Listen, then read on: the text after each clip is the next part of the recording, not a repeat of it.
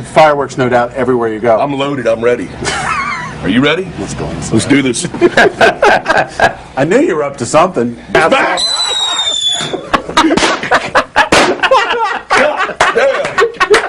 Sorry. Hard to beat. Nice to see you too. Yeah, man. We're back. Oh, well. Fireworks are not We're supposed to waiting be now. used in your house, but Dime has a different ethic to this. That's right, baby. Well, And you know, last night, hair of the dog, dude. fired it right up, but may as well go ahead and ring right here. You're gonna. Get your book? Oh, dude, you're gonna. You know what? Oh, I hate both of you, but I love you both. And hey, cheers. It was great to see you guys. Beautiful thing. Again. This Cool. This rocks. Here's to the Hard Rock. Oh, yeah. Tell me about some of the stuff you got here, dude. Well, seeing as we just did a shot of Crown Royal, this guitar right here is the Crown Royal Dimebag. This chick made the strap, dude. I mean, if that ain't the right strap for the guitar, I don't know what is. And if you look really, really close, there's the crown right there in the inlays. And this whole thing's done up in Clown Royal purple with the gold outlines, of course. That's sharp. Does it come in a big bag?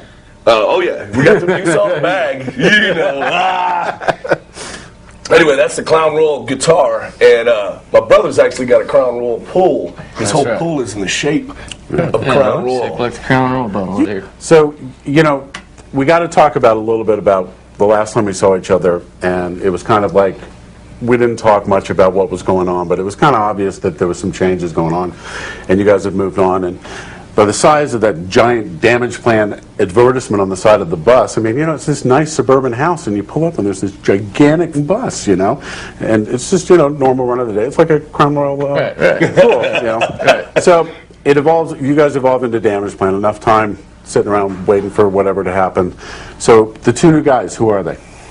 We got Pat on vocals, Pat Lockman, and we got Bob Zillow on bass. So when did you guys start with the record? You guys told me that you did it out in the back. Yeah, we did it down in the same place that we've done the last couple Pantera records. You know, after about a year of all the things, the nonsense that went on with Pantera, and me and Dime trying to communicate with the other guys and get to the bottom of it, we realized that it pretty much had run its course. You know, they didn't want to be a part of it anymore.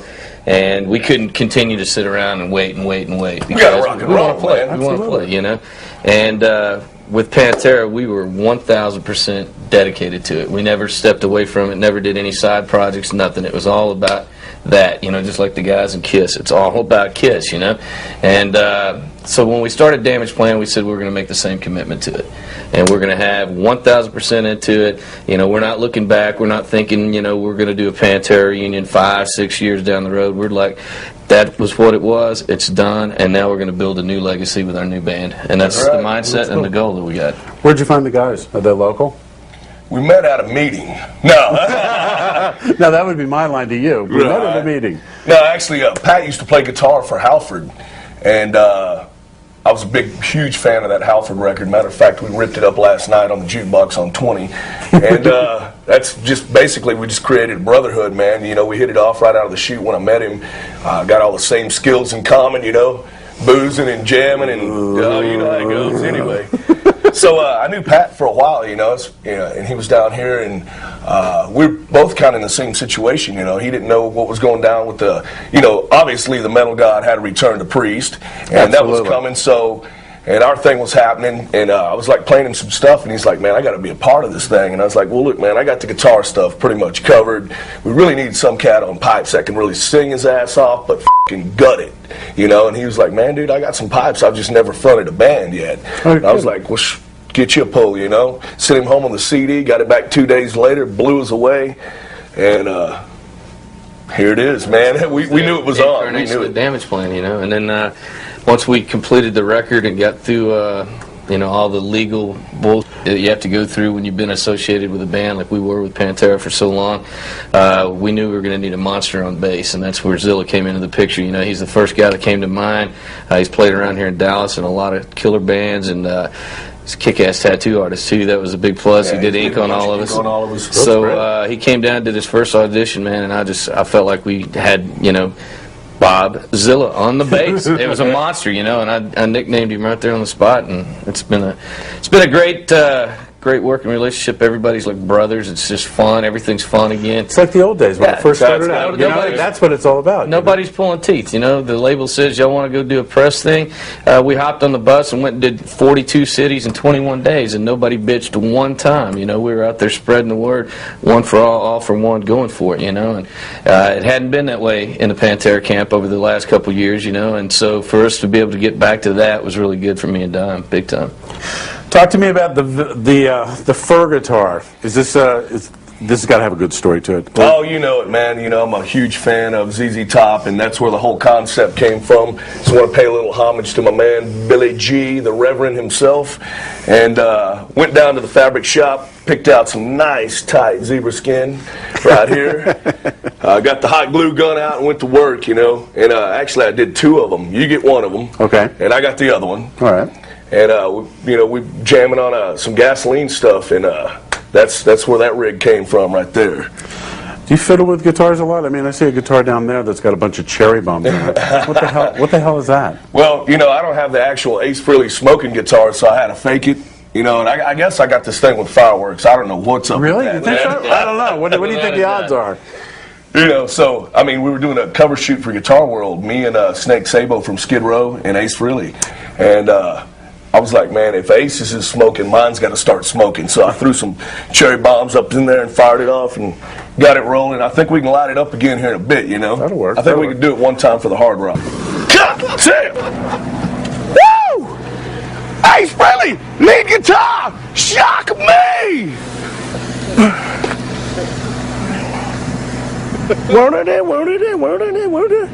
Get your pull. Did you get Brought that? something here, proof positive. Now look. Oh my God! There it is. You see any similarity in that fella and that fella? Oh my God! There he was, age 13, and that's the guitar. There it the is. exact That's the one. owner guitar right there, man. Your parents must have been very forgiving people in the early days. You know? They were real supportive. They always told us, no matter what you do, just be the best at it if you do it, you know. And it really made us practice a lot. Our dad was a musician, so that gave us a really good, you know, springboard to go from. And you know, we just always wanted to play music, man. You know, we grew up like best friends. You know, there was never any competition because we had a common love, and it was music. You know. You guys did, I mean, you did amazing stuff with Pantera. I just remember getting that first record. Derek Schulman ended up sending it to me. And Yeah. I listened to that thing and I go, this is different. This is gonna be something. And I remember for the longest time, it took me, because you guys live were just so intense. And I remember going to one of the Ozfests and I brought my now wife, and she's like, I don't like this band, I don't like this band. And she sat there with you, and we sat at the soundboard. I can't remember who was doing your sound at the time. And she just like fell in love with the whole thing. And it was just, Cool. There was something about seeing you guys live. So, hey, check this out. Here's some nostalgia for you. Okay, back in the day, I've always broke the headstocks off my guitars, man. Just, I mean, when you're thrashing around doing your thing, I mean, it just ain't going to stay on because it's going to get knocked off. This was my actual very first guitar right here. We don't know where the body of it is. We don't have the neck. You can see how many times I've re-glued it on. Oh my God. Look at that thing, like it's been busted. so funny. And so, dude, we have the headstock, but we don't know where the guitar went, dude. The whole guitar is gone. That was the first one. As you can see, we've had to do a little work on this one and glue it on a couple times because we busted that thing off. How was this one? This was a 81 model. That is the original, the Dime Dean from Hell. Back in the day, man, they couldn't sell these guitars. Nobody cared about them. You kidding? Nah, and I bought all these in pawn shops. Actually, this one's got a long story. I'm trying to trim it down. But I could get them in pawn shops for like $75, $100 and a quarter. You know, I mean, it's like cheap. They're just hanging up in there. Nobody cared about them. And then I said, okay, that's my deal. That's my number. I love the guitar, you know. So, of course, the Dime version's a little more tightened up. You know, I spray painted them, put the Floyd Rose on it, hopped them up, changed the pickups, you know, basically Dimeized them, and that's how it became my guitar. This one was won in a guitar contest. You're kidding? Yeah, it used to be Burgundy. I won it in a guitar contest. They used to do these guitar contests. I had like 7 of them, 8 of them back to back. I got Charvels. That's where I got turned on to Randall. Then after I won 7 of them, they said, okay, no more guitar contest for you. You're the judge. They made me the judge. It was very cool. So I won this thing, and that thing has just been worked down to a toothpick, basically. So all these are retired. I only get them out for the Hard Rock. No, that's a good thing. See, these guys are like perfect commercials. You guys are, I mean, it's like all I have to do is just mention that I'm coming to town. And look at this, you lay it out. This is great. Yeah, this is actually my very, very first guitar. I mean, when I said this was my first guitar, it's the first dime guitar. But this is the first guitar my dad bought me. That's right. This is after I figured out that I couldn't compete with my brother on drums, and I was going to have to play the guitar, and it was such a bad thing. I'm kidding. What was it like growing up in your house? Well, I mean, you know, a lot of noise, I would think. Oh, yeah. When we started out, man, it was the old Eddie and Alex Van Halen story. You know, we both started on drums, and I got better, and I wouldn't let him play on the drums. And so my dad went and got him this guitar, and I used to walk by his room because our rooms were side by side, and I'd see him standing in front of the mirror with his Ace Frehley costume on, just standing there holding the guitar, and I'd just walk by and go, man, is he ever going to learn how to play that thing?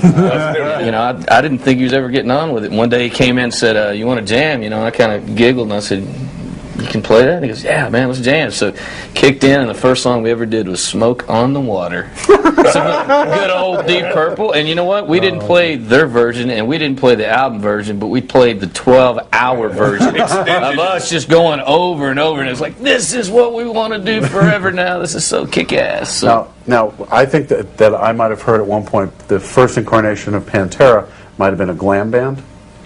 You know what? It never was a glam band. It's what was happening at the time. When we put the band together in 1983, the only bands that were out were like Motley Crue, Kiss, Judas Priest, you know, all image-conscious bands. Right. And, you know, when we were started out, we were a cover band. We played cover tunes. So, you know, we kind of mimicked our heroes, the people that we grew up listening to at the time. And then all of a sudden, you know, here comes this wave of metal, Slayer and Metallica. And, of course, we were touched by it and wanted to go in a heavier direction. And, you know, all that stuff started shedding itself from us as we grew into the kind of music that we really wanted to play, you know? I remember seeing, somebody showed me a promo photo of you guys in the early days, and that's why that just came to mind. That was what was cool back then. No, hey, listen. I mean, I wouldn't trade my gold spandex for nothing, man. It's hard having a visual right now of doing gold spandex. All right, so this is the spare dime guitar? That's right. Now, why is it a spare dime guitar? Well, I mean, if you can spare a dime. What's the deal? This is you late at night with another glue gun like the Nah, I actually didn't dress this one up, man. No? The cat that sold me the house, man, for I think my 30th birthday, you know, seeing as I'm only 29 right now. Absolutely. You know, he hooked me up with that, and I was like, man, you sit down with the damn glue gun and went to work, didn't you? And he's like, and he hooked me up. But it's rightfully needs to go to the Hard Rock, you know. I think we can find that is a Hard Rock guitar. Absolutely. Right. Go. All kinds of good stuff. It's been a great day and a half. I'm telling you, Thank man. you both. Oh, no problem. I appreciate it. All good. This is, it hurt, but it was fun. You know, got to hang out at the club. That was interesting. That was Always a good is. one. And my head's still a little from where you guys drop kicked me. What do you got there? Hey, man, got something for you. Thanks a lot for the photos you set me and Vinnie up with. Very cool. And this is the very first Dimebag V. It's a camo V with strippers up in it. Wow. And it's from compliments of Washburn, Larry English, and Dimebag, and Vinnie Paul, and Damage Plan. For me? Coming to you in the Hard Rock. Oh, you guys rock. Cool. That's great. Kick ass. This is great. You have to sign it, though. We can do that. You know what? I happen to always travel with a Sharpie. I got a silver one of that, too. Very good. Oh, this will go right on the wall, guys. Kick ass. This is great. I had a good time down here, despite what I may tell you on a regular basis. Let's do it some more. Well, you guys got to come to Florida with Damage Plan. We are definitely coming. We're starting in Myrtle Beach, so I know Florida will be part of that. Yeah, we'll probably go from there down, right on down. So. Well, just give me enough notice so I can kind of clear a couple days, you know, for recovery. Speaking of recovery, I got a little shot over here. Let's do it. One more, huh? Cheers, guys. Thanks again. All right, man. Done. Thanks. Yeah. I'm out of here. All right. Booking? Have a safe one. Yep. I'm nice outta here. seeing you. All right. You've been smoking for years, man. Take it easy, bro. Thanks, guys. See you again. Keep rocking. You got to catch this. Dude, he's up there. Don, do a little dance for us. Come on, brother. They stink, man. Get your pull. Get your cam shot, man. I'm only here for a couple hours and I'm already on fire. You guys are great. That's oh, that's funny.